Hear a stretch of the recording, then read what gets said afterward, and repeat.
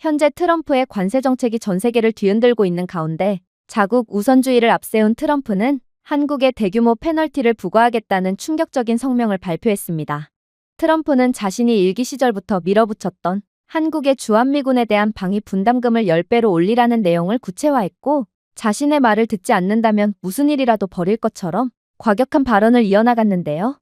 그는 만약 한국이 분담금을 10배로 내지 않는다면 추가적인 관세 페널티에서 자유로울 수 없을 거라고 협박을 함과 동시에 한국과의 동맹관계까지 재고하겠다는 최후 통첩까지 건네온 상황이기에 이는 전 세계적인 충격을 안겨주고 있습니다. 하지만 그때 이번 백악관에서 열린 대통령 소집 긴급회의에 참석하게 된 백악관 출입 기자가 한국과 관련한 충격적인 내용을 폭로하게 되었고, 그가 폭로한 한국 관련 내용은 전 세계를 발칵 뒤집어 놓았다고 하는데요. 그렇다면 도대체 백악관 회의에서는 어떤 일이 있었던 것일까요? 안녕하세요. 제 이름은 리처드입니다. 저는 백악관 출입 기자로 20년 넘게 군사 전략과 국제안보에 대해 보고해왔습니다. 그리고 최근에 저는 제 커리어에서 가장 충격적이고 공포스러운 회의에 참석하게 되었죠. 그건 다름 아닌 한국 관련 비공개 회의였어요. 이 회의는 주제부터가 저를 숨막히게 하기 충분했습니다. 그건 바로 주한미군 철수에 관한 회의였거든요. 트럼프 대통령은 주한미군 주둔비에 쓰는 세금은 낭비와 다름이 없다며 한국이 분담금을 10배로 올리지 않는다면 그대로 주한미군을 전부 철수해버리겠다는 충격적인 주장을 해왔습니다. 저는 당연히 이러한 트럼프의 주장은 추후 협상을 위한 미친 척 연기라고 생각했지만, 그는 정말로 한국이 분담금 10배를 내놓지 않는다면 내년 1분기 내에 주한미군 병력을 전부 철수시킬 것이며 이미 합의한 관세에 대해서도 징벌적 추가 관세를 물리겠다고 강력하게 주장을 해버리는 거 아니겠어요? 하지만 트럼프 대통령이 주장한 분담금 10배는 미국인인 제가 봐도 너무 과했고, 저는 그동안 수많은 중요한 협상을 직접 지켜보면서 이렇게나 불공평하고도 공격적인 조건은 본 적이 없었기에 한국 측이 10배 인상안에 동의할 확률은 절대로 없을 거라고 확신할 수밖에 없었습니다.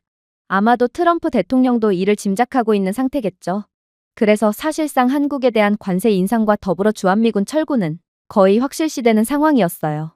하지만 여기에 트럼프가 덧붙인 한 가지 조건이 더 있었는데, 그건 바로 한국의 자위권을 존중하고자 한국에 대한 핵무장은 허용해주겠다는 거였습니다. 이건 정말 역대급의 상황이었기에 저는 20년이 넘는 커리어에서 처음으로 알 수 없는 쎄한 감정을 느끼며 회의실에 입장하게 되었는데, 백악관 보안상황실에서 이례적으로 소집된 이러한 비공개 긴급회의에 참석함과 동시에 화들짝 놀라고 말았어요. 왜냐하면 이번 회의는 역시나 미국 역사상 가장 크고 중요한 회의였는지 이곳 회의에는 이름만 들어도 알 법한 거물급 인사들도 한데 모여 있었거든요. 정말로 저는 뭔가 일이 심상치 않게 돌아가고 있다는 것을 곧바로 눈치챘고 제 기자 커리어에서 가장 큰 두려움과 긴장감을 느낄 뿐이었어요. 그리고 마침내 국가안보국장이 연단에 섰을 때 이 역대급 회의는 시작되었습니다. 바로 본론으로 들어가 보겠습니다. 도널드 트럼프는 한국에 주둔하고 있는 주한미군의 철수를 대가로 한국의 핵무장을 승인하기로 했습니다. 트럼프는 더 이상은 한국 때문에 미국 시민들의 세금이 낭비되어선 안 된다고 주장했고, 만약 한국이 핵무장을 하게 된다면 미국의 지속적인 주둔비 지출 없이도 동아시아를 안정시킬 것이라고 말했습니다. 사실 전 세계의 대부분의 국가들에서 한국의 핵무장은 터무니없는 소리고 이는 절대로 실현될 수가 없다고 주장하고 있습니다. 그러나 과연 그럴까요? 타고난 사업가인 트럼프는 자신에 대한 지지도 상승과 미국에 있어서 이득이 되는 것이라면 뭐가 됐든 밀어붙일 가능성이 큽니다. 그렇다면 트럼프는 대체 무엇을 노리고 주한미군 철군과 한국에 대한 핵개발 허용이라는 그 누구도 예상하지 못했던 역사의 길이 남을 카드를 꺼내들었던 것일까요? 일단 확실히 주한미군 철수는 미국의 이익으로 작용하긴 합니다. 미국은 한국에 2만 8천 명 이상의 병력을 주둔시키고 있는데 이에 대한 비용을 더 이상 부담하지 않아도 된다는 것은 미국에 있어서 상당한 재정적인 안정을 가져다 줄 수 있습니다. 그리고 이 병력은 괌을 강화하고 필리핀을 강화하며 동유럽에서 입지를 넓힐 수 있는 힘을 확보할 수 있기에 이건 미국의 세계 패권국으로서의 입지를 넓히는 데 상당한 이익이 되겠죠. 물론 이러한 전제는 아시아 태평양 지역에서의 중국의 영향력 확대를 견제하는 한국의 역할이 제대로 수행되어야만 성립이 된다고 할 수 있습니다. 아무리 다른 지역이 중요하다고 해도 미국 입장에서 아시아 태평양 지역만큼 중요한 곳은 없으니까요.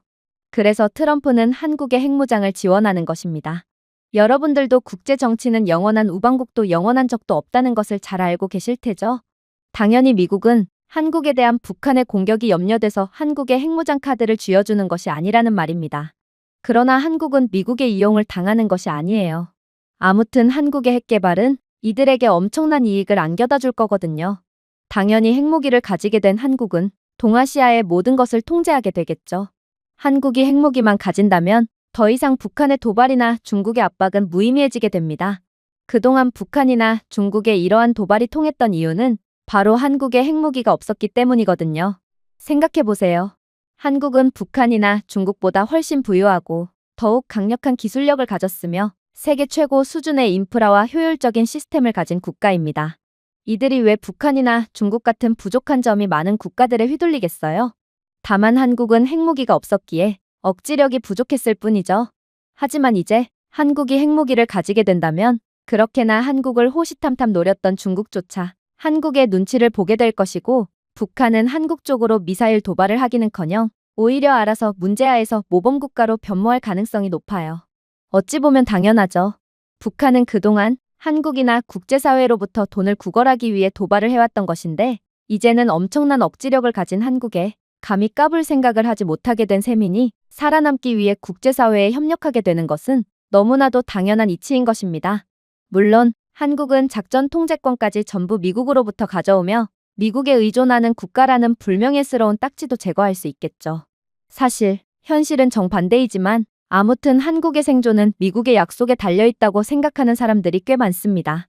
그건 10년 전의 이야기고 현재는 오히려 미국이 한국의 기술력에 의존을 하는 경우가 대부분임에도 말이에요. 그러나 한국이 가질 핵 억지력은 이러한 오해를 하루아침에 종식시킬 것입니다. 한국은 육상, 공중, 해상, 그리고 이제 핵과 같은 전면적인 억지력을 갖춘 최초의 아시아 민주주의 국가가 됨으로써 엄청난 투자와 정치적 발언권을 확보하며 승승장구하게 되겠죠. 물론 한국은 이제 반도체 칩과 선박 이상을 수출할 수 있게 되며 경제적인 부분에서도 상당한 이익을 취하게 될 것입니다. 한국은 이제 안보 교리를 수출할 것입니다. 모듈형 원자로, 윤리적 AI 명령 구조, 스마트 억지력 등이 책임 있는 원자력의 표준이 될 것입니다. 프랑스는 핵무기를 개발한 이후 원자력 수출량이 급증하며 원자력 강국이라는 명예를 얻어냈습니다. 그로 인해 얻은 경제적 이익은 상당하죠. 이제 그 이익은 한국이 전부 가져가게 된다는 말입니다. 물론 트럼프는 이렇듯 한국에 얻게 될 상당한 이익에는 관심조차 없습니다. 그에게 중요한 건 아무튼 핵무기를 가진 한국은 중국을 효과적으로 견제하며 아시아 태평양 지역에서의 미국의 패권을 지키는 것뿐이거든요. 한국은 중국에 대한 민주적인 핵 균형추를 만들 것이고, 이는 미국이 직접 통제할 필요도 없이 여전히 미국의 영향력을 궤도에 올리는 것이라고 할 수 있습니다. 미국 입장에서는 여러모로 이익이죠. 이는 제국주의처럼 보이지 않으면서도 아시아에서 미국의 지렛대를 강화하기에 이미지적으로도 상당히 그럴싸하거든요. 즉, 트럼프 입장에서는 손 안 대고 코 푸는 상황을 위해 주한미군 철군과 동시에 한국이 핵무기를 개발하는 게 여러모로 이익이라고 판단한 것입니다. 이게 바로 피도 눈물도 없는 국제사회의 질서인 것입니다. 그리고 한국은 그동안 기술적으로도 경제적으로도 준비가 된 국가였기에 예기치 못하게 큰 수혜를 입게 된 것이죠. 만약 한국이 애매한 국가였다면 이런 기회조차 주어지지 않았을 거예요. 핵을 개발할 능력도 유지할 수 있는 능력도 애매하다고 판단되었다면 트럼프는 절대로 한국의 핵무장을 허용하지 않았을 테니까요.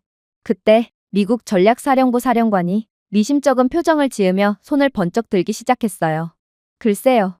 이건 누구나 예측할 수 있는 부분 아닌가요?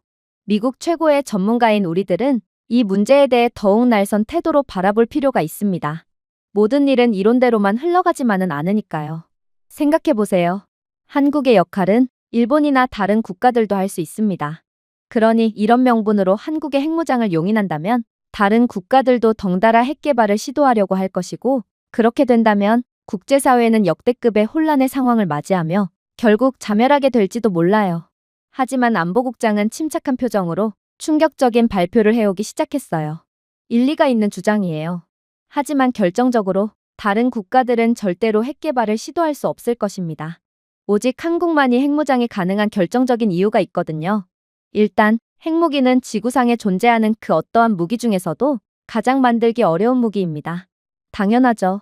국제협약으로 인해 핵무기에 대한 연구조차 금지된 상황인데 어떤 나라가 핵무기를 빠르게 개발해낼 수 있겠어요?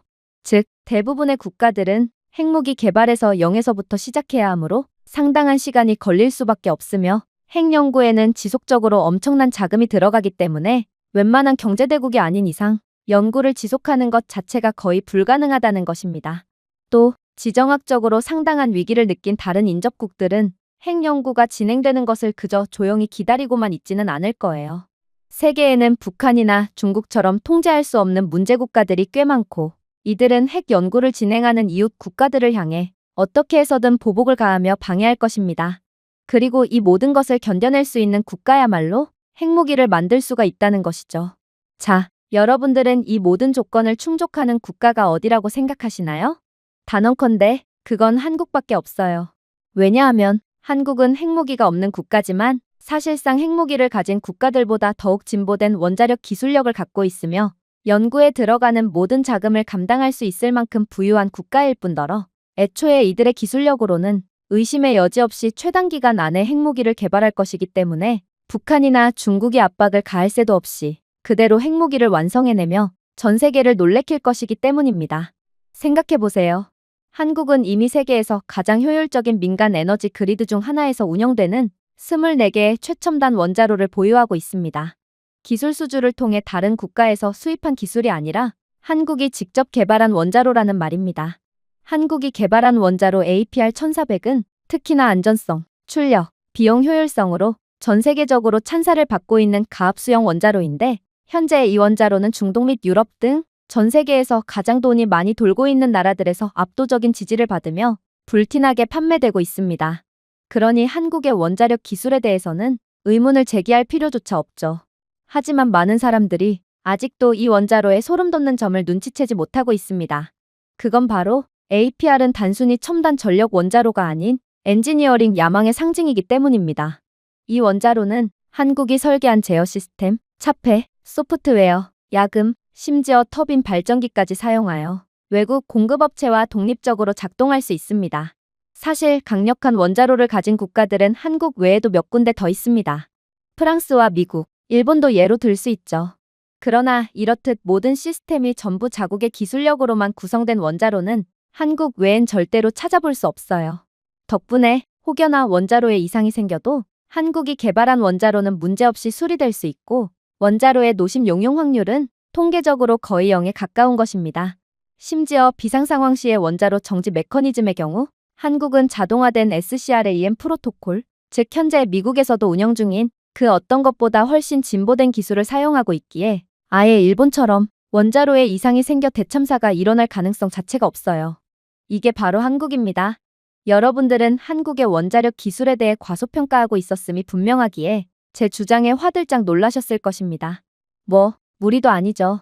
한국은 핵무기가 없기에 원자력 기술마저 과소평가 당하고 있는 게 사실이니까요. 그러나 다시 말하지만 한국은 핵무기를 보유한 국가보다도 훨씬 진보된 핵기술을 가지고 있는 이해할 수 없는 국가기에 오직 한국만이 핵미사일을 성공적으로 개발할 것임은 당연하다고 봐도 무방한 것입니다. 국장의 말에 저를 포함한 회의실 인원들 모두가 경악을 할 수밖에 없었습니다. 한국이 미국조차 넘어버린 원자력 최선진국이었고 이를 토대로 어마어마한 핵기술을 가지게 되었다니 이건 정말 상상도 못해본 상황이었거든요. 그러나 전략사령관은 여전히 회의적인 태도를 보이며 허를 찌를 뿐이더군요. 글쎄요, 한국의 APR-1400은 민간용 원자로예요. 이런 원자로로는 핵무기를 만들 수 없어요. 무기급 재료를 만들 수가 없는 원자로인데 이게 핵기술과 어떤 연관이 있단 말인가요? 핵보유국의 칭호는 생각보다 많은 의미를 가집니다.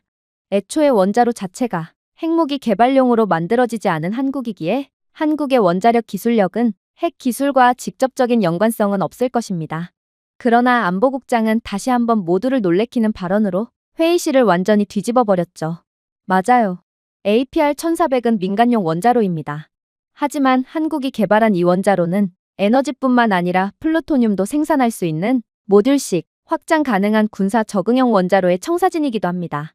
왜냐하면 한국의 원자로 앞에 민간용이라는 수식어가 붙은 이유는 이들이 핵무기가 없는 국가이기 때문일 뿐이지 그게 한국의 원자로는 핵무기로 발전될 가능성이 전혀 없는 기술적이지 않은 원자로라는 뜻이 아니거든요.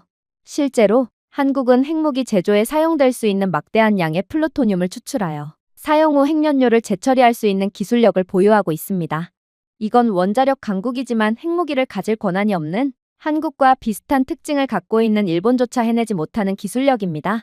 그러나 한국은 이러한 기술력을 이미 갖고 있어요. 한국은 이러한 핵연료 재처리 기술력을 통해 자신들의 원자로에서 나오는 3만 톤 이상의 사용 후 핵연료를 저장하면 이 연료를 재처리하여 연간 약 1,500kg 플루토늄을 얻을 수 있습니다. 즉, 이론적으로 한국은 연간 350개 이상의 핵폭탄을 생산할 수 있는 것입니다. 이건 도저히 믿기지가 않는 수치입니다. 이는 한국은 핵무기 개발을 시작함과 동시에 양적으로나 질적으로나 세계 최강의 핵보유국이 된다는 소리거든요. 그러나 더 소름 돋는 점이 무엇인지 아시나요? 한국은 이렇게 얻은 플루토늄조차 세계 최강의 품질을 자랑할 것이고, 이는 한국은 우리가 지금껏 상상할 수조차 없었던 막강한 핵무기를 개발할 것을 암시한다는 것입니다. 어떻게 그게 가능하냐고요? 다시 말하지만 한국의 기술력은 그저 원자력 분야에만 국한되어 있지 않습니다. 그리고 이러한 전방위적인 한국의 기술력은 원자력 분야를 계속해서 보완하며 미친 듯한 기술을 개발해버렸습니다. 한국은 극한의 조건에서도 견딜 수 있는 고성능 합금을 개발한 상태예요. 그리고 이를 원자와 무기에 사용할 수 있는 능력을 갖추게 되었죠. 예를 들어 한국은 원자로 피복제용 고급 지르코늄 합금을 개발해 핵연료봉의 안전성과 효율을 크게 높였습니다. 이러한 나노기술의 적용으로 핵물질의 소형화와 효율성이 크게 향상되었죠. 자, 한국은 이 기술을 통해 더욱 강력하고 소형화된 핵소자를 만들 수 있습니다. 예를 들어 탄소 나노튜브는 핵물질의 강도와 열전도율을 향상시켜 기존의 핵무기보다 훨씬 더 향상된 핵 위력을 가진 엄청난 무기를 만들어낼 수 있어요. 또한 전 세계에서도 독보적인 한국의 나노기술의 부품 소형화 능력은 더 작고 효율적인 핵무기 생산을 가능하게 합니다. 하지만 더 중요한 점은 이러한 소형화는 첨단 휴대용 및 더 쉽게 은폐할 수 있는 핵장치를 생산하기에 전략적 유용성을 더욱 높일 수 있다는 것입니다. 소형화 문제만 해결한다면 사실상 핵무기를 장소에 구애받지 않고 어디에서나 개발할 수 있고 또 발사할 수 있기에 이러한 한국의 소형화 능력은 매우 중요하다고 할 수 있죠. 이런 능력은 미국만이 갖고 있는 기술이었고, 따라서 미국은 중국이나 다른 핵보유 국가들을 두려워하지 않았습니다. 핵무기라고 해도 다 같은 핵무기가 아니기 때문이죠.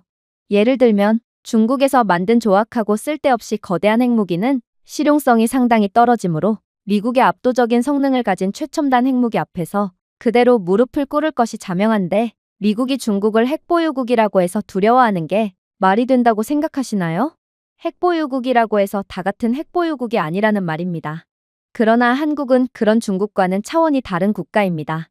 그러므로 미국은 한국의 핵무장을 허용함과 동시에 이러한 엄청난 경쟁 상대에게 주도권을 내어주는 꼴이 되는 것입니다. 안보국장의 말이 끝나자 회의실 분위기는 급속도로 진지해졌어요. 아무래도 이들 모두는 한국이 기술 강국이라는 것쯤은 진작에 알았지만 이 정도로 무서운 국가인지까지는 전혀 모르고 있던 모양이었죠. 특히나 몇몇은 이러한 한국의 모습을 도저히 믿고 싶어 하지 않았어요. 백악관 관계자는 현실을 애써 부정하려는 듯 이를 악물고 소리를 치기 시작했거든요. 트럼프는 타고난 사업가입니다. 그가 지금까지 펼치고 있는 정책들만 봐도 그는 대통령이라기보다는 사업가에 더 가깝다고 볼 수 있죠. 그러니 트럼프의 결정을 더욱 믿을 수 있는 것입니다. 트럼프 대통령의 계획으로는 만약 한국이 미국에 버금가는 혹은 그 이상의 성능을 가진 핵무기를 개발하는 것 같으면 그대로 한국에 제재를 가하거나 압박을 가하면서 한국이 절대로 최첨단 핵무기를 만들지 못하도록 하겠죠. 마치 30년 전 막 치고 올라오고 있던 일본을 플라자 합의 한 방으로 격추시켰던 것처럼 말이죠. 물론 이러한 미국의 방법을 보고 비겁하다고 말하는 사람도 있지만 그럼에도 그들이 뭐 어쩔 수가 있을까요? 이게 바로 패권국의 무서움이자 특권인데 말이에요. 그의 말에 회의실 내부는 일제히 안도감의 한숨으로 가득 차기 시작했습니다. 하지만 안보국장은 그러한 백악관 관계자의 주장에 완전히 찬물을 끼얹는 충격적인 반응을 보일 뿐이었어요. 안타깝지만 그건 불가능합니다. 이건 일본 때와는 완전히 달라요. 지금의 한국의 기술 수준은 막 치고 올라오던 일본의 그러한 수준이 아니기 때문입니다. 만약 미국이 한국에 한번 핵무장을 허용해 주기라도 한다면 이젠 돌이킬 수가 없게 됩니다. 한국이 한번 핵기술 개발을 시작한다면 아무리 미국이 의도적인 견제를 가한다고 해도 이젠 절대로 한국을 막을 수가 없거든요. 즉, 트럼프는 아직도 한국을 과소평가하고 있는 것이고 상황은 트럼프가 생각했던 것과는 완전히 다른 방향으로 흘러가게 될 거라는 것입니다. 이들이 지금껏 어떤 방식으로 발전했는지를 생각해 본다면 한국의 발전에 대한 욕구는 정말로 예측이 불가능하다는 것을 쉽게 알 수 있습니다. 누가 한국이 한국전쟁 이후에 이 정도로 선진국이자 강대국으로 발돋움할 거라고 생각했겠어요? 이건 미래를 내다보는 점쟁이들조차 전혀 예상하지 못했을 것입니다. 한국은 다른 국가들에서는 찾아볼 수 없는 특유의 저력이 있는 국가고 이런 국가의 핵무장 승인과 같은 매우 중요한 이권을 제공하는 것은 상당한 심사숙고가 필요하다는 것입니다. 실제로 모든 역대 미국 대통령들은 이러한 한국의 특징에 대해 잘 알고 있었기에 무슨 일이 있더라도 한국의 심기를 건들지 않으려고 하면서도 한국에 대한 동맹만큼은 굳건히 유지하려고 했습니다. 하지만 트럼프는 자국 우선주의에 너무 심취한 나머지 한국을 과소평가하고 또 쓸모가 없는 국가 취급을 하는 큰 실수를 저질러버리고 말았습니다. 그리고 그 결과는 절대로 돌이킬 수가 없을 거예요. 미국이 한국의 손에 핵무장 카드를 쥐어줌과 동시에 미국은 한국을 통제하기는커녕 오히려 빨려 들어가서 한국에 휘둘리고 말 것이 분명하다는 말입니다. 제가 과장을 하는 것 같다고요? 잘 들어보세요. 제가 여러분들이 생각지도 못한 충격적인 근거를 제시해 보겠습니다. 일단 트럼프뿐만 아니라 많은 전문가들은 한국의 원자로 인프라를 완전히 과소평가하고 있어요. 미 국방부 기밀 정보에 따르면 한국은 병원, 터널 단지, 고속도로 통제센터, 심지어 해군 조선소 등 중요한 인프라 아래에 30개 이상의 마이크로 원자로 시설을 보유하고 있는 것으로 추정됩니다. 왜일까요? 한국의 전시 상황에는 원자로 시설에 대한 타격이 1순위로 진행될 거라는 것을 모르는 분들은 없을 것입니다. 상대가 제정신인 국가라면 이러한 국제사회로부터 강력한 제재를 받을 짓을 할 리는 없겠지만 북한 같은 이미 제재를 받고 있는 잃을 것이 없는 국가일 경우 한국의 원자로 시설부터 타격을 하리라는 것은 너무도 자명해요. 그래야 한국에 더욱 크고 확실한 타격을 줄 수 있거든요. 특히나 북한은 이렇듯 지저분한 방식으로 싸우지 않는다면 승산이 없기 때문에 분명히 원자로 시설부터 타격을 진행할 것이죠. 하지만 이렇듯 한국의 1차 전력망이 고장나면 혹은 미국의 견제로 인해 위성이 막히면 석유 수입이 막히면 한국의 미세 원자로가 가동됩니다. 그리고 이러한 시설은 이동식 핵 시스템의 연료 공급원이 될 것이고 한국은 미국이 어떤 짓을 하며 회방을 놓아도 아무렇지 않게 자신들이 하던 연구를 계속할 수 있을 것입니다. 어떻게 이런 일이 가능할까요? 한국은 핵 확산 금지 조약에 서명한 국가고 그러므로 이건 불법이 아니냐고요? 하지만 한국은 천재 국가입니다. 이들은 회색지대를 기가 막히게 활용하며 많은 이익을 보는 국가라는 말입니다. 이 조약은 에너지 목적의 재처리를 포함한 민간 핵 프로그램을 허용합니다. 한국은 평화에서 전략으로 즉시 전환할 수 있는 이중사용 인프라에 수십억 달러를 투자하여 이 회색지대를 활용한 것이죠. 한국의 마이크로 원자로의 모든 냉각수 파이프, 모든 중성자 센서, 모든 경납용기는 모듈화되었는데 이건 NPT 조약에 위반하지 않는 완벽하게 합법적인 시설이라는 것입니다. 하지만 더 충격적인 점이요? 여러분들은 마이크로라는 수식어 때문에 이러한 한국의 원자로가 별로 강력하지 않을 거라고 생각할 수도 있습니다. 그러나 그동안 미국 정부가 왜 한국을 절대로 건들지 못했는지를 고려해보세요. 한국은 어떠한 어려운 상황이 닥친다고 해도 어떻게든 풀어내는 국가입니다. 그리고 한국은 이번에도 자신들의 마이크로 원자로조차 다른 국가가 만든 거대한 원자로보다도 성능이 좋은 괴물 원자로를 만들어내는데 성공했죠. 이번에 큰 공헌을 한 건 바로 한국의 반도체 기술력이었습니다. 한국은 세계 최고 수준의 5나노미터 반도체를 만들고 있는 국가예요. 그리고 이 변화는 AI가 작동하는 마이크로칩을 원자로 로직보드에 직접 내장하여 수행했기에 사람을 필요로 하지도 않죠.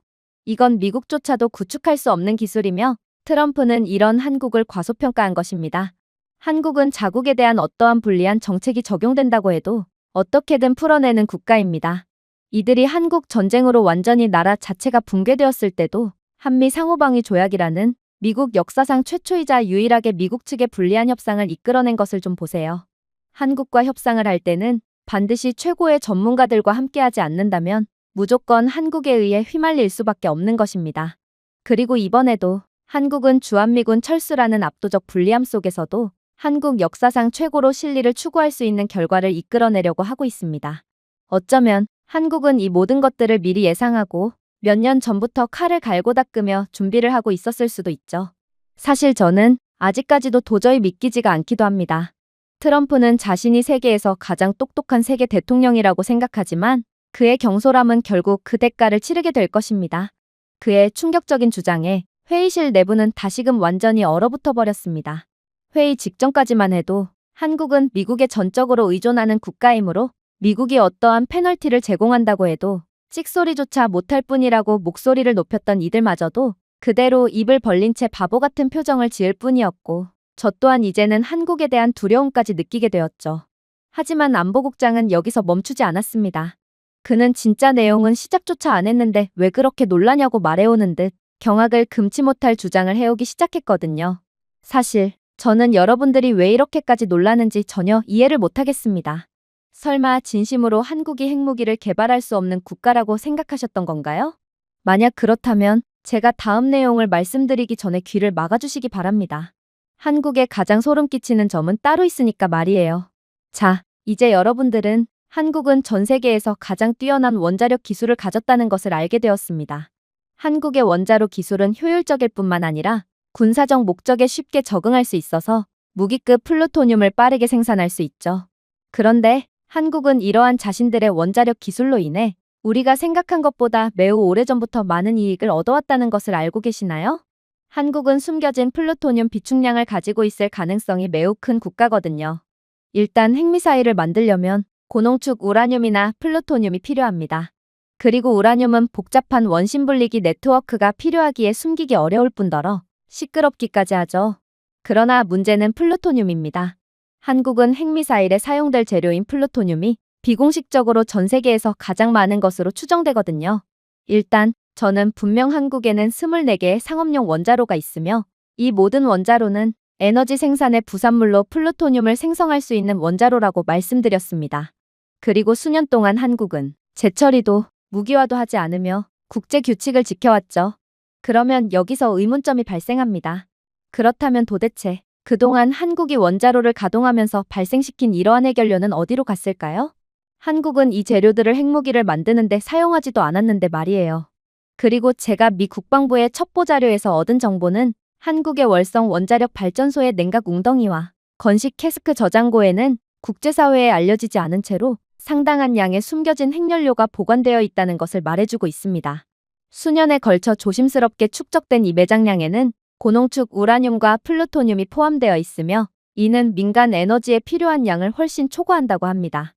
한국은 이러한 정보를 정말 천재적인 방법을 사용하면서까지 철저히 숨겨왔고 그렇기에 아직 확정지을 수는 없지만 미국은 월성 원자로가 비정상적으로 높은 방사선 차폐율을 가졌을 뿐더러 목록에 없는 농축 등급을 가진 연료 다발을 보관하고 있는 것을 알아내면서 이러한 정보를 공공연한 사실로 받아들이게 된 것입니다. 그러면 여기서 가장 중요한 의문점이 생깁니다. 바로 한국은 도대체 얼마큼의 플루토늄을 매장하고 있길래 이렇게 호들갑을 떠냐는 것이죠. 놀라지 마세요. 한국의 월성 발전소 지하시설에 보관된 이 핵물질의 매장량은 수천 개 이상의 핵탄두를 생산할 수 있는 충분한 무기급 플루토늄 10,000kg 이상을 포함하고 있는 것으로 추정됩니다. 이러한 막대한 매장량이 무엇을 뜻하냐고요? 한국은 핵기술 개발이 허용됨과 동시에 미국과 경쟁할 수 있는 핵 비축량을 갖게 된다는 것입니다. 이건 정말 충격적이지 않을 수가 없는 정보입니다. 다른 국가라면 모를까. 한국은 이미 기술적으로 완벽히 준비된 나라고 이런 무지막지한 나라가 이 정도의 핵 비축량을 가졌다는 것은 정말 주목할 만하거든요. 한국이 핵을 개발하는데 구체적으로 얼마큼의 시간이 걸릴지를 생각해 본다면 이제 모든 조건이 맞아떨어지는 한국이 얼마나 무서운 국가로 발돋움할지는 쉽게 예상할 수 있습니다. 한국은 핵 확산 금지 조약에 가입하기 전에 매우 활발한 핵기술 개발을 했던 국가로 이들의 실질적인 핵기술은 우리가 생각했던 것보다 훨씬 더 앞서 있다는 사실을 잊으면 안 됩니다. 한국의 선진 기술 능력과 필수 자원에 대한 접근성을 고려한다면 한국은 전례 없는 속도로 핵무기를 개발할 준비가 되어 있거든요. 미 국방부에서 추정한 바로는 한국은 핵 개발을 시작한 후 1개월 안에 첫 번째 핵무기를 생산할 수 있다고 암시하고 있습니다. 어떻게 그게 가능할 수 있냐고요? 한국은 핵 개발만큼이나 중요한 선진 미사일 기술과 전달 시스템을 이미 보유하고 있기 때문입니다.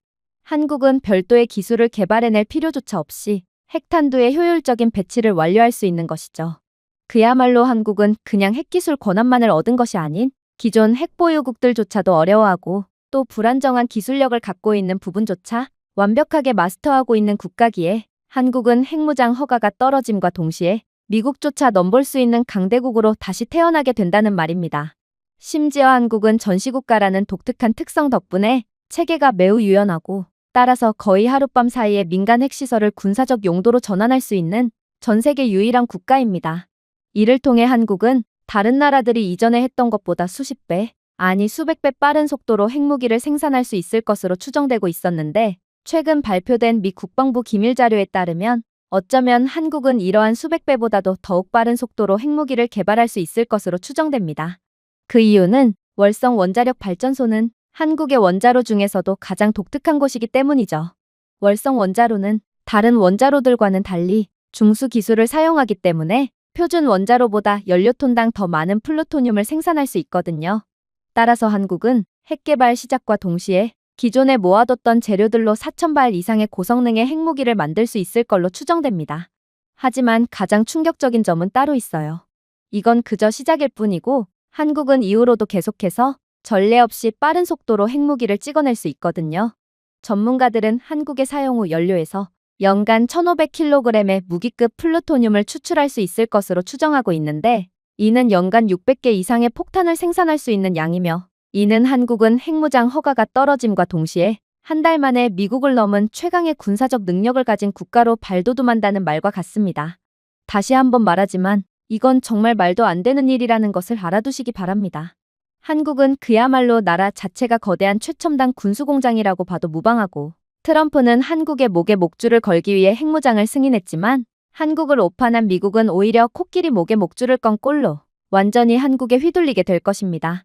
안보국장의 말이 끝나자 모든 관계자는 그저 할 말을 잃은 채 허공만을 응시할 뿐이었습니다. 그야말로 미국은 잠자는 사자의 코털을 건드린 꼴이고 한국을 건든 대가는 그대로 미국의 패권국으로서의 지위가 상실되는 것과 같았거든요. 정말로 미국의 패권국으로서의 유구한 전통인 2인자 죽이기에 나선다고 해도 절대로 한국만큼은 이길 수 없을 것처럼 보였습니다. 그러나 역시나 모두가 그의 말에 동의하는 것은 아니었어요. 이를 유심히 듣고 있던 백악관 관계자는 이럴 수는 없다는 듯 고개를 절레절레 젓더니 이내 놀라운 말을 해오기 시작했거든요. 그건 불법 아닙니까? 핵처리 물질을 모아두는 것은 법적으로 금지되어 있어요. 물론 우리는 확실한 증거를 포착한 것은 아니므로 한국에 대한 즉각적인 제재를 가할 수는 없지만 적어도 그러한 정황을 들이밀며 한국에 대한 정확한 조사를 실시해야 합니다. 그리고 그들이 정말로 무기급 핵물질을 모아두었다면 그건 막대한 징계와 함께 회수돼야 하겠죠. 그렇게 된다면 미국의 패권이 한국으로 넘어가는 일 따위는 없을 것입니다. 하지만 안보국장은 그저 두 눈을 감더니 이내 도저히 믿고 싶지 않은 이야기를 해올 뿐이었습니다. 저도 그렇게만 된다면 바랄 게 없습니다. 그러나 한국은 이미 그런 것까지 고려를 해둔 국가예요. 미국은 절대로 한국에 제재를 가하지 못할 것입니다. 왜냐하면 한국은 아무튼 법의 문구를 전부 따랐거든요. 제가 방금 한국의 회색 지대에서 상당한 이익을 보는 천재적인 국가라고 하지 않았습니까? 한국은 이번에도 회색 지대에서 이익을 보고 있었고 그러므로 우리는 한국에 대한 어떠한 문제도 제기하지 못하는 거예요. 일단 한국은 비핵화 조약을 위반한 적이 없습니다. 그들은 순간적으로 전환할 수 있는 이중사용 인프라를 구축했지만 정말로 전환한 적은 단 한 번도 없거든요. 그냥 쉽게 설명해 드리겠습니다. 한국은 마을에서 평화롭게 살아가는 검은 띠를 맨 태권도 무술가라고 보면 되는 것입니다. 모두가 그가 싸울 수 있다는 것을 알고 경계를 했지만 그는 계속 바닥을 쓸고 아이들을 가르치면서 겸손하게 살아갔고 결국 아무도 그를 신경 쓰지 않게 된 것이죠. 하지만 아무튼 그는 언제든 싸울 수 있는 무도가입니다. 그리고 그 태권도 무도가는 결정적인 순간에 나서 화려한 발차기로 모두를 놀라게 한 꼴이죠. 생각해보세요. 한국은 분명 핵처리 물질을 무기에 사용되도록 전환할 수 있는 기술력을 갖추었어요. 그러나 그들은 이러한 기술력을 갖추게 되었다는 사실을 자랑하거나 허세를 부리지 않았고 그저 때를 기다리면서 물질을 전환하지 않고 모아두었을 뿐입니다. 이건 합법이고 덕분에 한국은 국제사회의 주목을 받지 않고도 역대급의 잠재력을 갖게 된 것입니다. 아마 한국이 이 모든 물질들을 모아두고 있던 것은 이들은 어쩌면 자신들이 결국 핵무기를 가질 권리를 갖게 된다는 것을 예상하고 있었기 때문일 수도 있죠. 어쩌면 트럼프가 이러한 결정을 하도록 한국은 그 결정을 유도했을 수도 있습니다. 그러나 어찌됐든 정말로 트럼프가 한국의 신의 한 수에 넘어가게 된다면 그건 미국 패권의 종말을 의미하게 될 것입니다. 한국은 어떠한 불법적인 일도 저지르지 않고 모든 것을 준비해둔 국가니까요. 이건 정말 충격적인 상황이었습니다. 도대체 한국은 어디까지 준비된 국가고 얼마나 치밀하고도 똑똑한 국가란 말인가요? 이들의 겸손함은 전부 계산된 행동이었고 결국 한국은 이를 통해 세계 판도를 뒤바꾸게 될 것입니다. 그리고 이쯤 되자 백악관 관계자는 그저 머리를 감싸쥐며 기어들어가는 목소리로 중얼거릴 뿐이었어요. 이럴 수가. 하지만 한국 대중들은 핵무기에 반대하지 않나요? 한국인들은 여전히 핵 확산 금지 조약을 지지하고 있을 것이고 한국이 평화의 편에 서는 것을 선호할 거예요. 생각해보세요. 한국이 핵무기를 개발하게 된다면 이를 두려워하는 북한의 공격이 있을지도 모르는데 한국인들이 겁을 먹는 것도 어찌 보면 당연한 거 아닌가요? 그러나 그는 3초도 안 되어 그러한 질문을 건넨 것을 후회했습니다. 뒤이은 안보국장의 대답이 그의 마지막 희망을 불태웠기 때문입니다. 아니요. 트럼프는 자신이 대통령에 당선되기도 전에 주한미군 철수를 주장해왔어요. 그리고 그 대가로 한국이 핵무기를 개발할 수 있는 권리를 넘겨주겠다고 했죠. 그리고 이는 한국의 놀라운 결과를 선사해 주었습니다. 한국의 정치적 대립과 경계를 넘어 한국 국민의 78%가 핵무장을 지지했거든요. 그 이유는 무엇일까요? 우크라이나에 무슨 일이 일어났는지 보았기 때문입니다. 한국인들은 세계에서 가장 똑똑한 사람들이에요.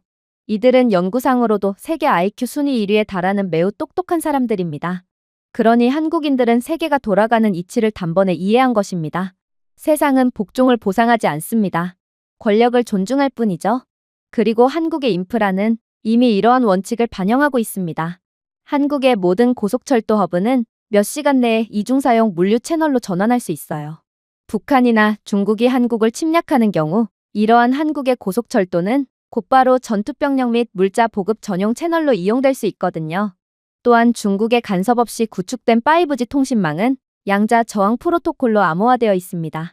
그러니 이들이 한국의 통신망을 먼저 공격하며 한국의 눈과 귀를 멀게 하려고 해도 그 노림수는 적어도 한국에서만큼은 절대로 통하지 않는 것이죠. 심지어 블록체인 기술로 실행되는 한국의 국가 건강 데이터베이스조차도 전시 인명피해 물류를 실시간으로 관리하는 데 사용될 수 있습니다. 이 모든 것이 그저 우연이라고 생각하시나요? 이게 가능한 국가는 전 세계에서 한국밖에 없어요. 그러나 한국은 여전히 이 사실을 숨기며 약한 척을 하고 있죠. 이들의 행보를 보면 이들은 전 세계가 자신들을 기술 강국이자 군사 강국이긴 하지만 아무튼 아직까지는 미국에 의존하는 국가쯤이라고 생각하도록 의도적으로 연출을 하고 있다는 생각까지 들게 합니다.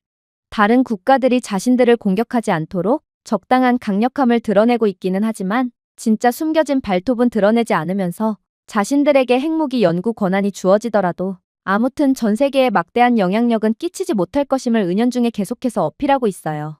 그리고 이제는 대부분의 사람들, 심지어 트럼프까지 그러한 한국의 연기에 속아 넘어가 버렸죠. 트럼프는 한국의 그 초능력을 깨울 수 있는 마지막 허가증을 주려고 하고 있습니다. 트럼프는 한국을 자신이 마음대로 쥐락펴락할 수 있는 꼭두각시 인형쯤으로 생각하고 있지만 실제로는 트럼프야말로 한국의 의도대로 움직이는 꼭두각시 인형 그 자체였다는 것입니다. 회의실 내부는 정막만이 가득 찼습니다. 이제는 감히 한국의 핵기술에 대해 토를 다는 사람들은 아무도 없었어요. 그러나 여전히 한 가지 의문점은 존재했습니다. 그건 바로 한국의 미사일 시스템이었죠. 핵 능력이 칼이라면 미사일 시스템은 칼을 휘두르는 손입니다. 그런데 한국이 아무리 날카로운 칼을 가졌다고 해도 손가락이 하나밖에 없거나 아니면 손 자체가 없다면 어떻게 이 날카로운 칼을 휘두르겠어요? 그리고 미 국방부 전략연구소의 소장은 한국은 아직까지 전 세계를 영향권 안에 둘 수 있는 미사일 기술까지는 갖추지 못했다며 이들은 기껏해야 북한과 중국의 일부 지역만을 사정권 안에 둘 수밖에 없는 한계를 가지므로 아무튼 한국은 갈 길이 멀다고 주장하기 시작했어요. 그리고 그의 주장은 정말로 합리적인 것처럼 들렸죠. 전 세계를 사정권 안에 드는 무지막지한 미사일을 가지고 있는 건 전 세계에서 미국밖에 없어요. 그러니 한국의 핵기술이 우수하다는 것은 인정하겠으나 아무튼 이들의 핵미사일은 기껏해야 북한만을 타격할 수밖에 없고 그러므로 이들의 강대국으로서의 지위는 핵무기를 가지게 된다고 하더라도 그렇게 드라마틱한 변화를 가질 수는 없는 것입니다. 하지만 안보국장은 이번에도 도저히 믿기지 않는 말을 해올 뿐이었고 회의실에 있던 모두를 완전히 경악의 도가니에 빠뜨릴 뿐이었어요. 여러분들이 중국, 러시아, 핵보유국 북한이라는 세계의 미친 국가에 둘러싸인 기껏해야 인디애나주 크기의 나라에서 살고 있다고 생각해 보세요. 그리고 비핵화 조약으로 인해 이 국가는 핵무기를 가질 수도 없습니다. 그러면 어떻게 해야 이러한 미친 국가들로부터 살아남을 수 있을까요? 아마 두 가지 방법밖에는 없을 것입니다. 굴종적인 태도를 보이다가 그대로 속국쯤으로 전락하며 비굴하게 살아남는 방법. 그리고 핵미사일의 위력에 버금가는 미친 듯한 성능의 미사일 기술을 개발하여 감히 어떤 나라도 함부로 경거망동을 할 수 없게끔 하는 방법이 있습니다. 자, 현무가 그 후자의 대표적인 예입니다. 온화한 한국 소년의 이름처럼 들리죠? 속지 마세요. 현무는 한국의 전설적인 수호 짐승입니다. 또한 과장없이 세계에서 가장 진보된 탄도 및 순항 미사일 시리즈의 이름이기도 합니다. 현무뽀를 예로 들어보겠습니다. 산을 안개로 만들 수 있을 만큼 강력한 페이로드로 800km 떨어진 목표물을 타격할 수 있습니다. 하지만 정말로 무서운 것은 폭발물이 아닙니다. 바로 발사 과정이죠. 놀라지 마세요. 이 미사일은 액체가 아닌 고체 연료를 사용하기 때문에 몇 시간의 준비 과정이 필요하지 않습니다. 기본적으로 항상 준비가 되어 있는 셈이죠. 현무뽀는 한반도 전역에 흩어져 있는 지하 벙커에 보관되어 있으며 명령을 받은 후 3분 이내에 발사할 수 있습니다. 한국을 먼저 공격하겠다고요? 그 침략자는 한국의 즉각적인 보복 시스템으로 인해 현무뽀가 자신들의 영토로 떨어지는 것을 인지하지도 못합니다. 발사 소리조차 들리지 않아요. 그리고 뭔가 잘못되었다는 것을 깨달을 때요. 이미 모든 것이 끝난 후입니다. 그러나 제가 현무뽀 미사일에서 가장 소름이 돋았던 점이 무엇인지 아시나요? 바로 한국의 미사일은 믿을 수 없을 만큼 똑똑하다는 것입니다. GPS 유도 시스템을 생각하셨나요? 저는 그런 고리타분한 스마트 시스템을 말하는 것이 아닙니다. 한국이 놀라운 것을 개발했다고 말해온다면 그건 우리가 상상할 수 있는 수준을 뛰어넘을 정도로 충격적인 것을 개발했다는 뜻이거든요. 이들이 개발한 천룡 미사일만 봐도 그렇습니다. 천룡 순항 미사일은 좌표로만 날아가지 않습니다. 위성과 드론 데이터를 기반으로 공중에서 적응할 수 있어요. 표적이 움직이면 같이 움직인다는 것입니다. 적이 방해 신호를 사용한다면 한국 자체 위성 이미지에서 미리 로드한 지형 데이터를 사용하여 경로를 실시간으로 변경하죠. 이게 얼마나 미친 기술력인지는 조금만 생각해도 쉽게 알 수 있을 것입니다. 대부분의 미사일은 던져진 돌처럼 경로를 따르지만 한국의 미사일은 매처럼 날아간다는 뜻이거든요. 이런 미사일은 아무리 방해 유도 기술을 사용해도 절대로 막을 수가 없어요. 그러니 한국이 개발한 핵미사일은 그냥 발사하는 족족적의 핵심 시설에 전부 꽂히며 적을 완전히 조각내버린다는 뜻입니다. 중국의 핵미사일은 사실상 오차 범위가 너무나도 크고 미사일 유도체 기술력 부족으로 인해 발사와 동시에 그대로 자폭하는 경우도 있기에 한국의 미사일 기술력이 얼마나 뛰어난지는 중국과만 비교해도 쉽게 알 수 있을 테죠. 그러나 진짜 문제는 한국의 이러한 무궁무진한 방산 기술력은 시간이 갈수록 범접할 수 없을 정도로 고도로 발전되고 있다는 것입니다. 왜냐하면 앞서 언급했던 것처럼 한국은 휴전국가라는 특성 때문에 민군 전원 시스템이 전 세계에서 가장 우수하고 대부분의 민간 기업들은 이미 유사시의 방산 기업으로 즉시 전환이 가능할 정도로 막대한 방산 기술력을 갖고 있거든요. 삼성의 산업자동화 부서는 두산 로보틱스 및 한화의 방위 사업부와 함께 인간의 손이 핵심 부품에 닿지 않고도 유도 시스템부터 탄소섬유 탄두 껍질까지 모든 것을 생산할 수 있는 완전 자동화 라인을 만든 상태입니다. 그러니 한국은 이미 AI가 운영하는 정밀 타격 기술, 로봇이 제작하고 지하 사일로에서 발사되며 위성에 의해 유도되는 전 세계 방산 강국들 모두를 질투하게 만들 정도로 냉철한 통제력을 가지고 운영되는 기술이 민간 기업들을 통해 이미 구현될 수 있었던 것이죠. 이건 분명 놀라운 내용이었습니다. 하지만 산전수전을 모두 겪은 소장은 한국이 숨기고 있던 뛰어난 면모에 잠시 당황하긴 했지만 이내 침착함을 되찾고는 다시금 의문을 표하기 시작하더군요. 글쎄요. 하지만 한국의 핵무장은 세계대전으로 번질 가능성이 높다는 점을 배제할 수는 없을 것 같네요. 아무리 한국이 빠르게 핵무기를 개발할 수 있다고 해도 아무튼 한국에 대한 핵무장을 허용하고 정말로 개발 단계가 시작된다면 북한과 중국은 가만히만 있지는 않을 거거든요. 생각해보세요. 이들 국가는 한국이 핵무기가 없다는 것을 이용해서 한국에 대한 협박과 도발 등으로 이익을 얻어온 국가들입니다. 그런데 이러한 협박마저 없으면 이들의 입지는 상당히 불안정해질 것입니다. 그러니 죽기 살기로 한국의 핵무장을 방해할 것이고 이는 자칫하면 한국은 핵무기를 갖기도 전에 북한과 중국의 공격으로 인해 핵무기 개발을 안 하느니만 못하는 손해로 작용할 수도 있을 것입니다. 그러나 안보국장은 이러한 질문쯤은 이미 예상했다는 듯 여유롭게 미소를 보일 뿐이었죠. 충분히 가능성 있는 시나리오지만 결과적으로 북한과 중국은 한국의 털끝 하나 건들 수 없을 것입니다.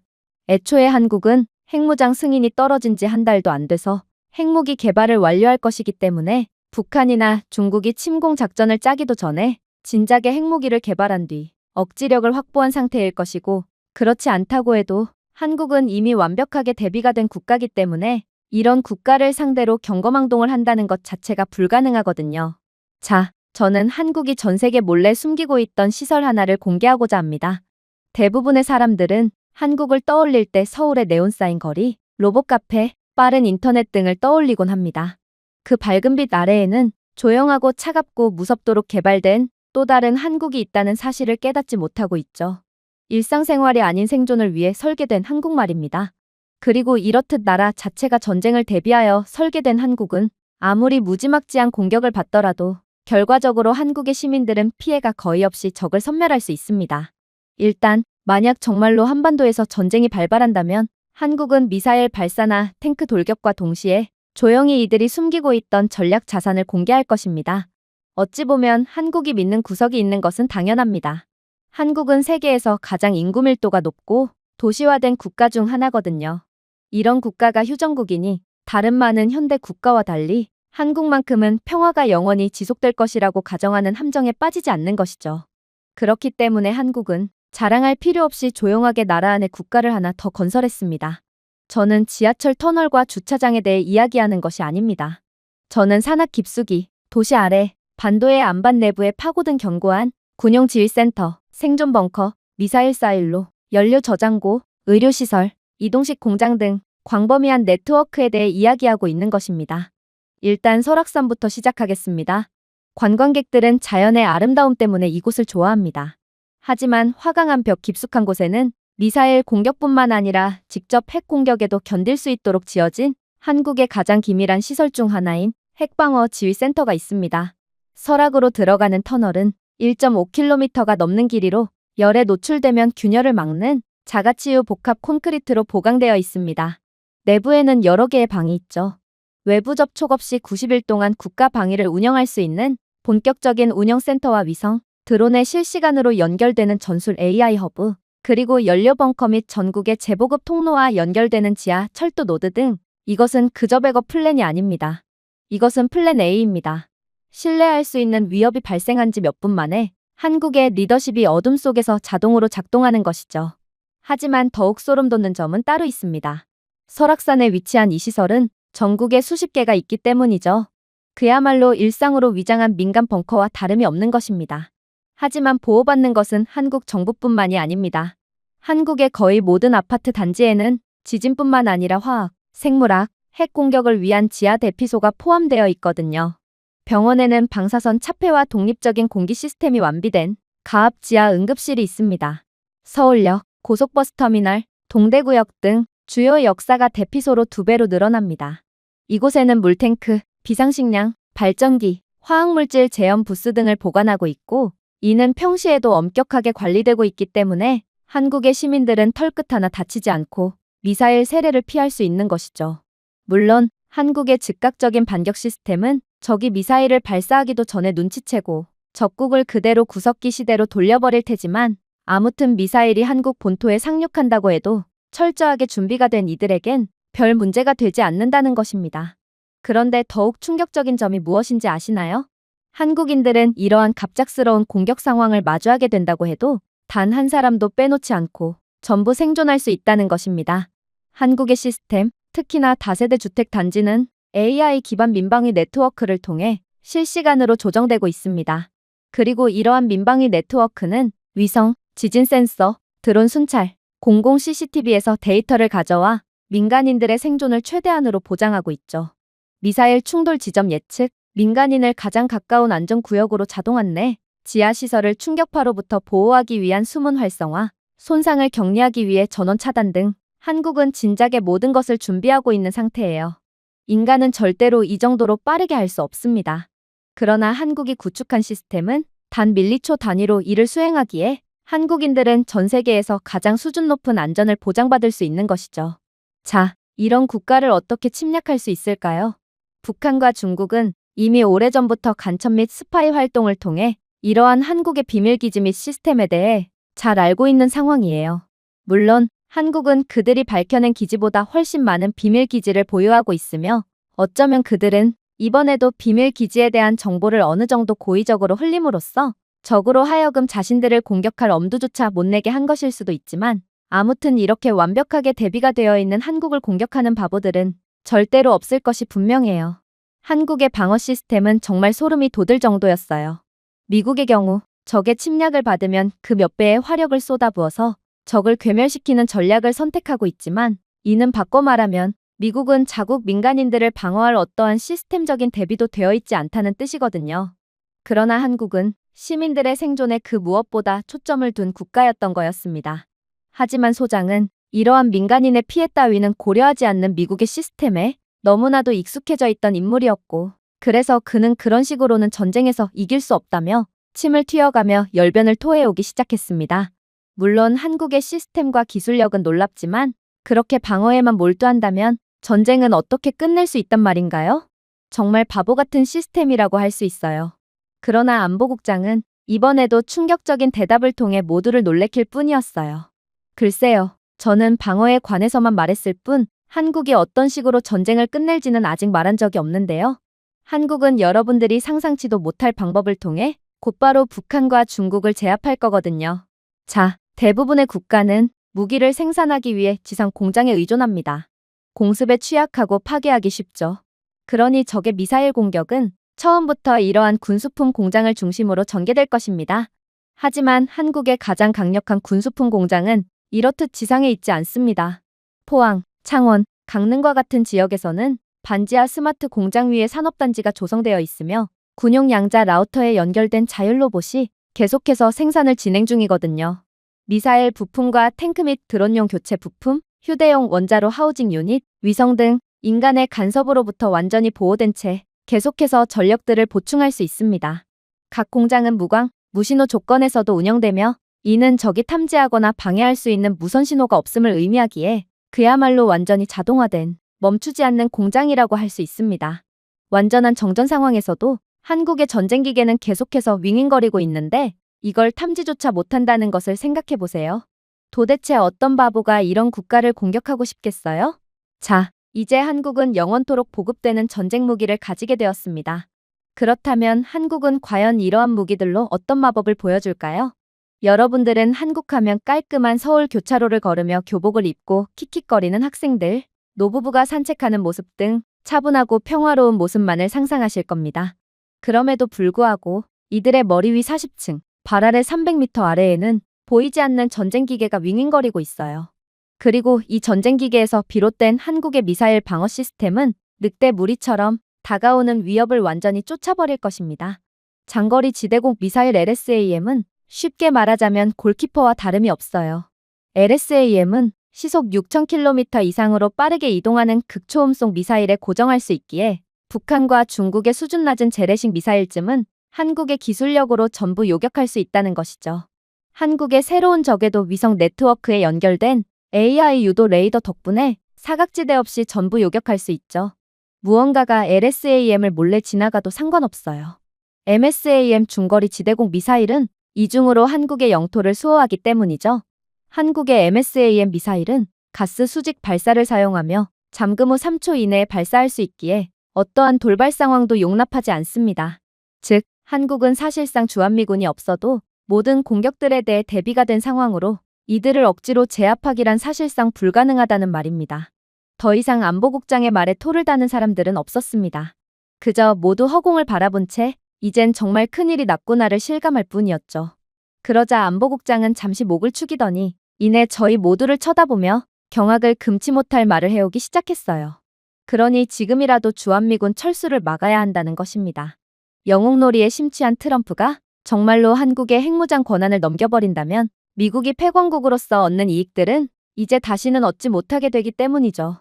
핵무장 기회가 주어져도 국민들의 지지가 없어서 기회가 무산될 가능성이 큰 다른 많은 국가들과는 달리 한국은 강한 국가 정체성과 문화적 회복력을 가지고 있고, 이는 핵무장을 포함한 국방 정책에 대한 국민의 지지를 유도하고 한국이 더욱 빠르게 핵무기를 가질 수 있도록 할 게 분명해요. 이러니까 한국이 무서운 것입니다. 한국은 이제 핵무기를 통해 국가적 통합을 이룰 것이고, 핵무기의 개발과 유지를 위한 안정적인 환경을 갖고 있는 한국은 그야말로 트럼프의 핵개발 승인이라는 실수 한 번에 엄청난 이익을 얻게 되고, 더 이상은 한국을 막을 수 있는 국가는 없게 되어버리거든요. 트럼프는 한국을 이용해서 미국이 이익을 볼 수 있을 거라고 생각하지만 그건 상대를 아주 잘못 파악한 트럼프의 패착이에요. 한국은 핵능력으로 자신을 보호할 뿐만 아니라 지역 동맹국에 대한 영향력을 확장할 것이고, 기존에 미국 편에 붙었던 일본과 호주와 같은 나라들 또한 기꺼이 한국의 영향력 안에 속하려고 하며 전략적인 위치를 강화할 거거든요. 당연하죠. 이젠 미국이 세계의 중심이 아닌데 지리적으로 한국과 더욱 인접해 있는 이들이 한국을 택하리라는 건 너무도 자명한 선택이라고 할 수 있거든요. 또한 한국의 경제력은 군사력과 결합하여 세계 시장에 대해 전례 없는 영향력을 행사하며 시장의 모든 자본을 빨아들이게 될 것입니다. 생각해보세요. 핵보유국은 단순히 방어만 하는 것이 아니라 그 힘을 수익화합니다. 한국은 이미 세계적 수준의 무기 산업을 통해 많은 경제적 이익을 얻고 있는 국가입니다. 그런데 차세대 핵능력을 갖출 수 있도록 만든 최첨단 배송 기술을 동맹국 수출 패키지에 통합한다면 한국이 얼마나 더 큰 이익을 얻을 수 있을까요? 이는 모두 비확산 조약의 범위 내에 있으며, 요즘과 같은 국제 정세가 어지럽고 불안정한 상황에 최첨단 군사 무기를 통해 전략적 우위를 원하는 국가들은 한국산 무기를 절대로 거부할 수가 없을 것입니다. 특히나 이젠 미국도 한국을 거역할 수가 없게 될 텐데, 한국이 전쟁에 대비한 중요한 반도체 및 AI 인프라를 통제하고 있기 때문에 더 이상 한국에 고압적으로 기술력을 요구할 처지가 아니게 된 미국은 결국 한국 팹에서 군용칩을 비싼 가격에 구매하게 되고, 이는 그동안 동맹국인 미국에 알게 모르게 고성능 반도체를 저렴하게 납품하고 있던 한국 측에 지속적인 추가 이익으로 작용하게 될 것입니다. 이러한 한국이 얻게 될 막대한 경제적 영향력은 이들의 세계 초강대국으로서의 입지를 더욱 공고히 하겠죠.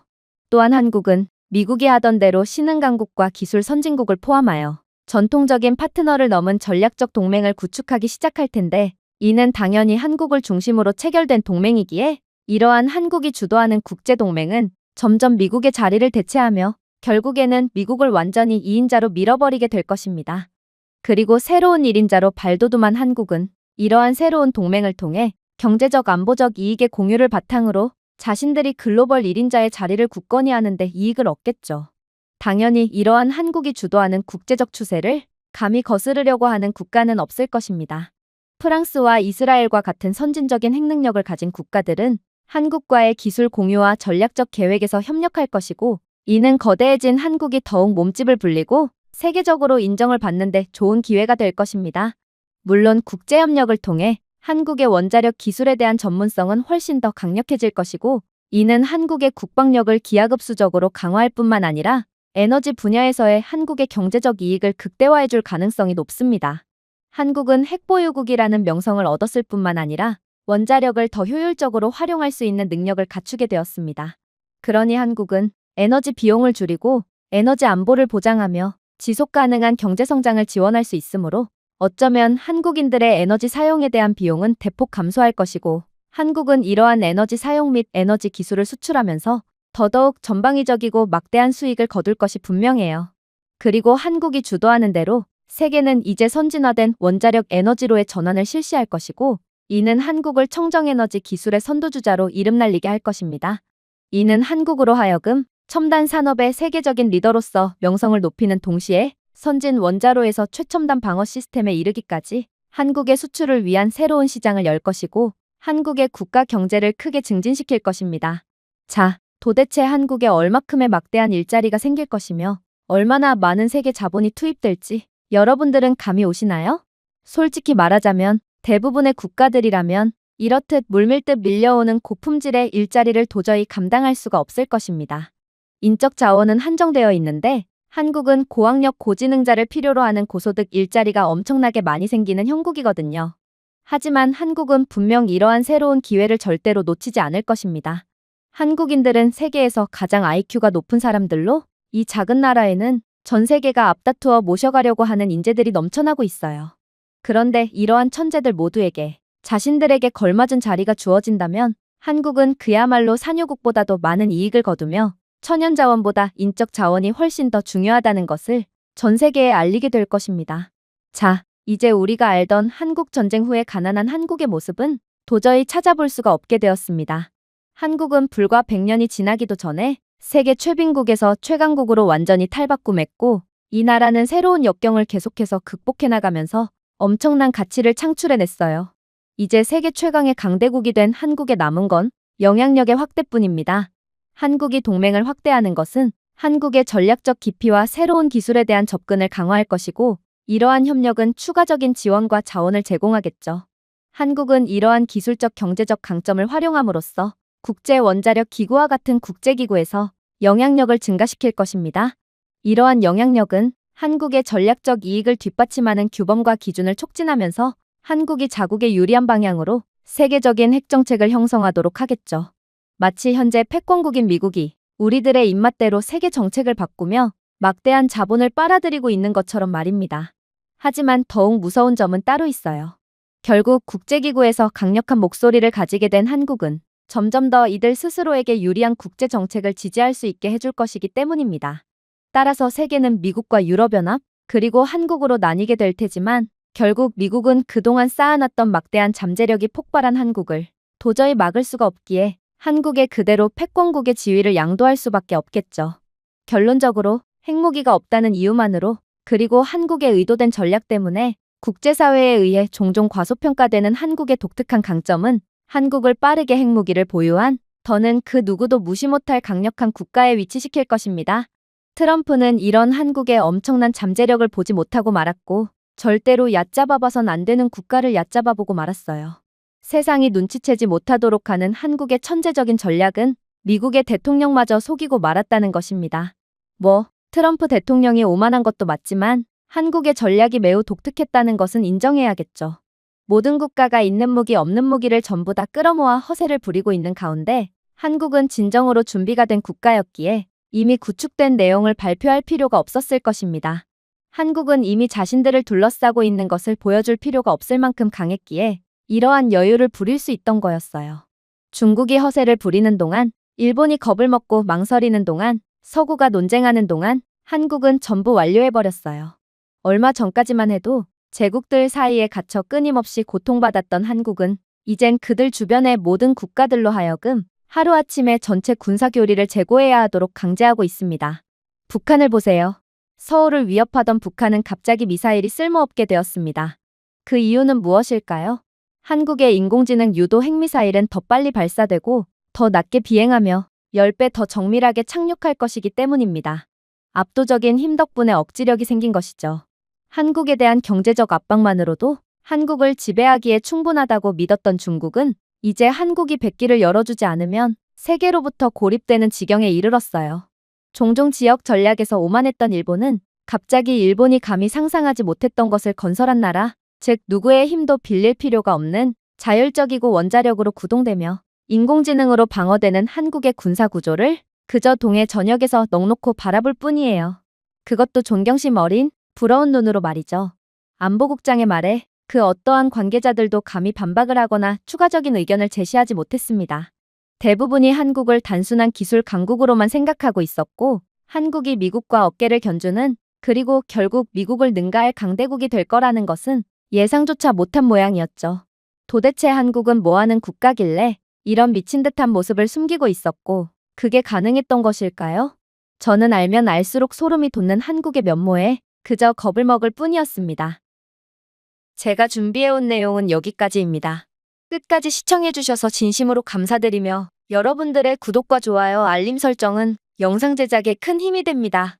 이상 세모튜브였습니다.